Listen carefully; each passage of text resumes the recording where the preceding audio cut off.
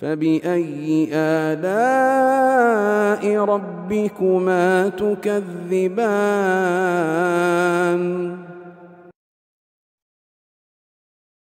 Kemudian al-khatimah, penutup.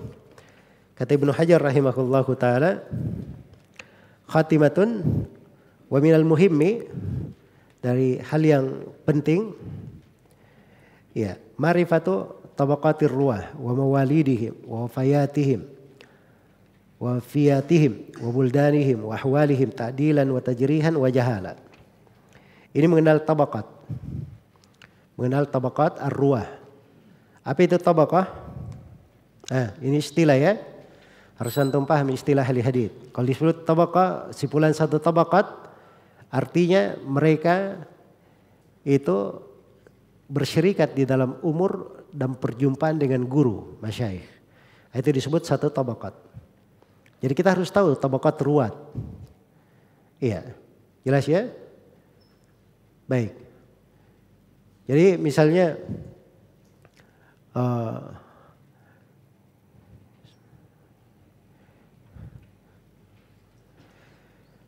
seorang dia berkata Umar ibn Khattab, satu di tingkatan sahabat, satu di tingkatan guru Ibnu Majah. Ini tabaqatnya berbeda.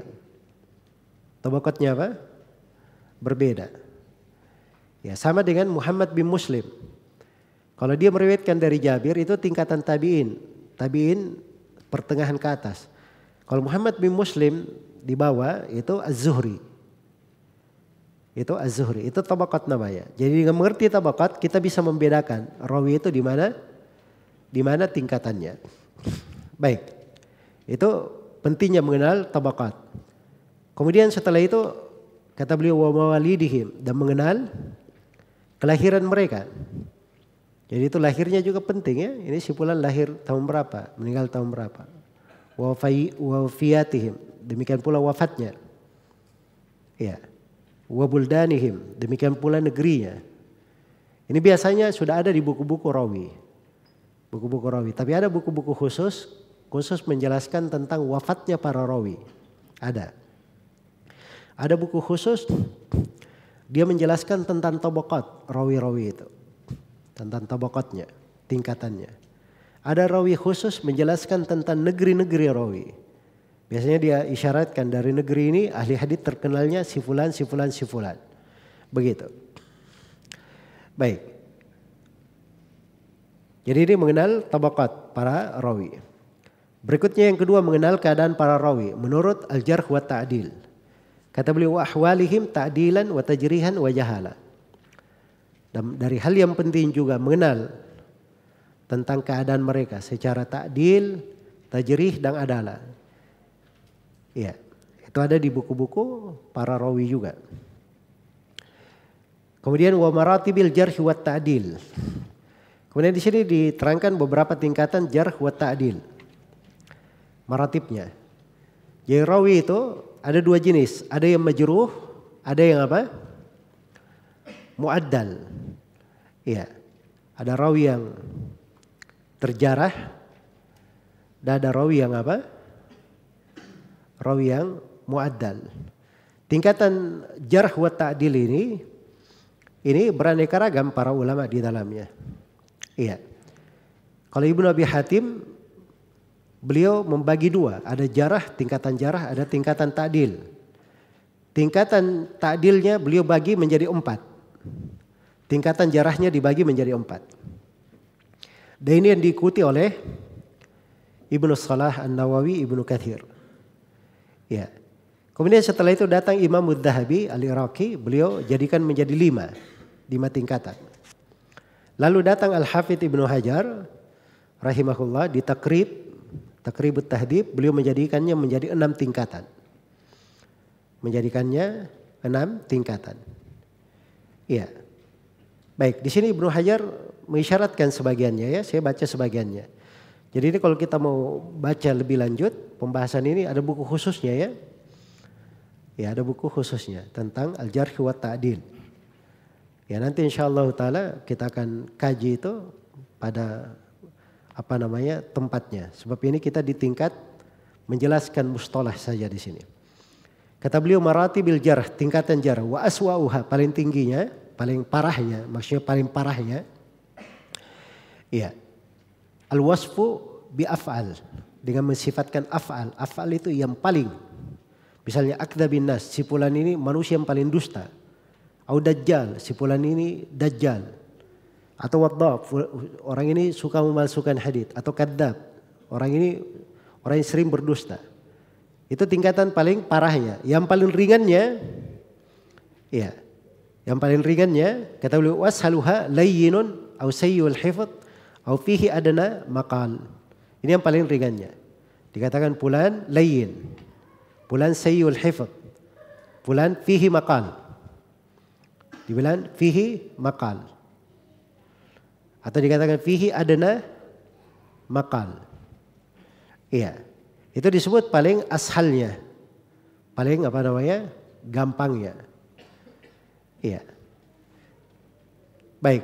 Dan ada juga yang menyebutkan di sini yang paling bawahnya disebut misalnya syekh atau yang semisal dengan itu. Baik, berikutnya maratibut ta'dil. Afwan, itu syekh itu tadi di maratibut ta'dil ya, bukan di maratib al-jarh. Maratibut ta'dil, tingkatan ta'dil.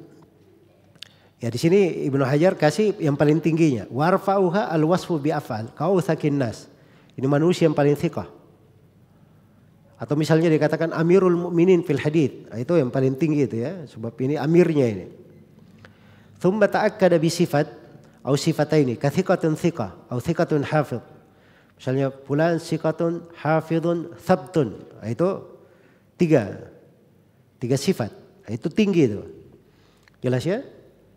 Wadanaha ma asy'ara bil qurb min ashali tarjih, min ashali tajrih. Yang paling ringannya ta'dil, tapi isyarnya itu kayak dekat kepada jarah. Dekat jarah, seperti lafaz syekh. Si fulan syekh. Itu di urf dahulu itu kalau orang bilang syekh, nah itu dia kelasnya ini kelas apa namanya? Bukan dibilang kasihan, tapi mirip dikasihani begitu. Kalau sekarang syekh kan Masya Allah ya. Ya jadi itu tergantung takbirnya. Kalau sekarang syekh mungkin itu bagus digunakan ya pada sebagian posisi dan tempat. Iya. Tapi kalau di masa dahulu kalau dibilang syekh, nah itu berarti dia ini wajar-wajar saja. Iya. Kalau syekh ini asalnya haditsnya belum diterima. Tapi diterima kalau ada pendukung. Diterima kalau ada apa? Pendukung. Baik. Dan ini ada tingkatannya ya di ilmu al-jarh wa ta'dil. Ini ada pembahasan tersendiri ya. Baik, pembahasan yang terakhir di sini dari apa namanya? Beberapa kaidah seputar al-jarh wa ta'dil di lembaran ini.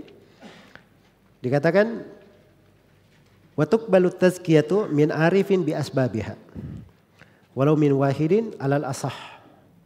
Dan diterima tazkiyah itu dari seorang arif tentang sebab-sebab jarh dan ta'dil. Walaupun satu orang yang mentazkiyah. Iya, alal asah menurut pendapat yang lebih sahih. Ya ada seorang rawi. Rawi ini tidak ada yang berkomentar tentang dia kecuali Imam Ahmad saja. Imam Ahmad bilang dia thiqah.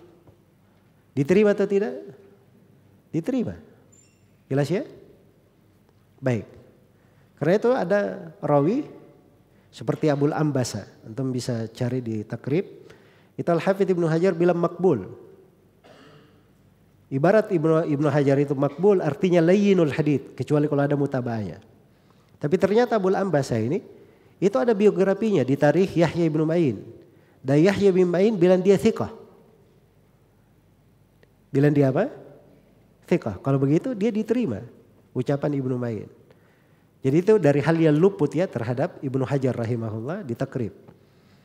Makanya kalau orang memeriksa rawi itu dia jangan tersandar pada satu buku saja. Dia harus periksa buku-buku ruwat. Makanya kita kadang meriksa satu hadits itu bisa berhari-hari kita duduk periksa itu satu riwayat saja. Satu riwayat saja. Maka ada nama rawi sampai hari ini belum pernah saya dapat di mana biografinya. Tapi saya ingat terus namanya. Karena memang sudah dicari oleh Syekh Mukbil, dicari oleh teman-teman satu pondok pesantren, tidak ada yang ketemu orang ini di mana biografinya. Syekh Kati sayembara. Siapa yang temukan nama rawi ini, saya kasih hadiah Al-Bidayah wan Nihayah. Iya. Nggak ada yang ketemu. Nama rawinya Yahya bin Sasawai. Yahya bin Sasawai, gurunya Al-Hakim, gurunya Abu Utsman As-Sabuni, ada di rawinya Al-Baihaqi di di buku beliau Asma wa Sifat, tapi kita nggak ketemukan biografinya. Jelas ya? Ya maksudnya memeriksa rawi itu perlu waktu. Iya. Nah, disitulah terlihat jasanya para ulama ahli hadits sebenarnya. Ya jangan antum bilang pakai komputer ini antum bisa dapat semuanya. Ya, itu meringankan saja itu, meringankan. Ada hal-hal yang memang orang harus telaten memeriksa sendiri, baru bisa ketemu.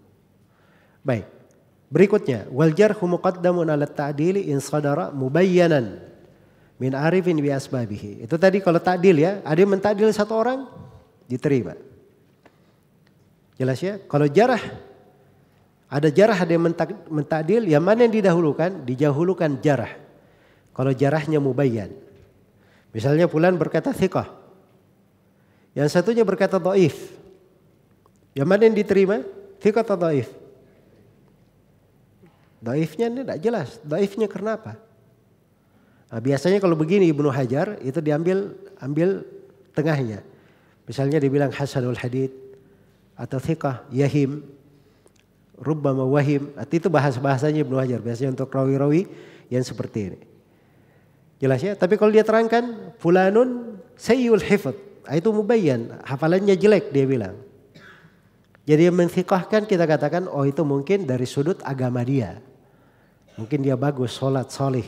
Tapi dari sudut hafalan ini si imam ini sudah bilang hafalannya jelek. Hafalannya jelek. Baik. Jadi kalau ada jarh dan ta'dil muncul mubayyan dari seorang arif dengan sebabnya, maka itu diterima. Ya baik. Fa'in khala anit ta'dil kubila mujmalan alal mukhtar. Ya kalau misalnya tidak ada di rawi itu kecuali si fulan berkata dia dhaif. Dhaif. Nah diterangkan apa sebab lemahnya. Tapi tidak ada juga yang merekomendasikannya. Maka dhaifnya itu diterima. Yang mendhaifkan diterima. Nah, itu maksud dari Ibnu Hajar rahimahullahu taala di sini. Ala kulli hal bahwa ini pembahasan sebenarnya banyak rincian ya, banyak hal-hal yang perlu kita rinci, tetapi ini ringkasan. Supaya kita kenal bahwa di antara tugas kita di pembahasan ilmu mustalah, kita perlu mempelajari ilmu namanya ilmu apa? Al-jarhi wa ta'dil. Kemudian di akhirnya beliau katakan, ini ada 13 pembahasan ini. Ini yang terakhir ya. Yang pertama mengenal kunyah dan nisma-nisma para rawi. Kata beliau rahimahullahu taala, iya. Wa minal muhimmi ma'rifatu kunal musammain wa asma'il mukannain. Iya. Dari penting juga adalah mengenal kunyahnya orang-orang dinamakan. Jadi ada orang namanya terkenal. Siapa kunyahnya? Nah, itu penting juga kita kenal kadang. Jelas ya? Penting dikenal kunyahnya. Sama dengan orang-orang yang berkunyah. Namanya siapa? Namanya siapa? Iya. Jadi kalau disebut misalnya Sulaiman bin Mihran Abu Muhammad Al-Kufi, kunyahnya Abu Muhammad. Jelas ya? Ada rawi yang kadang dia dikenal dengan kunyah. Misalnya Abu Salih dari Abu Hurairah. Abu Salih siapa? Namanya Dakwan, As-Samman Az-Zayyad. So kadang di dalam sebagian riwayat cuma dikatakan haddatsana Dakwan. Ada. Abu Zinad Abdullah bin Zaid. Misalnya Al-Arad Abdurrahman bin Hurmuz. Itu apa namanya? Lain ya kalau Al-Arad, sebab itu laqab namanya. Berikutnya dari ma'rifah juga itu mengenal Waman ismuhu kunyatuhu. Ada orang yang namanya itu adalah kunyanya. Namanya adalah apa? Kunyanya. Seperti Abu Hurairah, ada yang mengatakan Abu Hurairah itu nama beliau. Tapi kalau Imam Nawawi, beliau menguatkan namanya Abdurrahman ibn Sakhar. Baik. Jadi ada rawi-rawi yang kadang memang betul bahwa nama dia adalah kunyanya. Seperti Abu Bakar bin Muhammad bin Amr bin Hazm. Ya itu kunyanya Abu Bakar memang. Iya. Abu Ubaidah Abdullah bin Mas'ud, anak Abdullah bin Mas'ud. Memang namanya Abu Ubaidah. Ya menurut pendapat yang populer.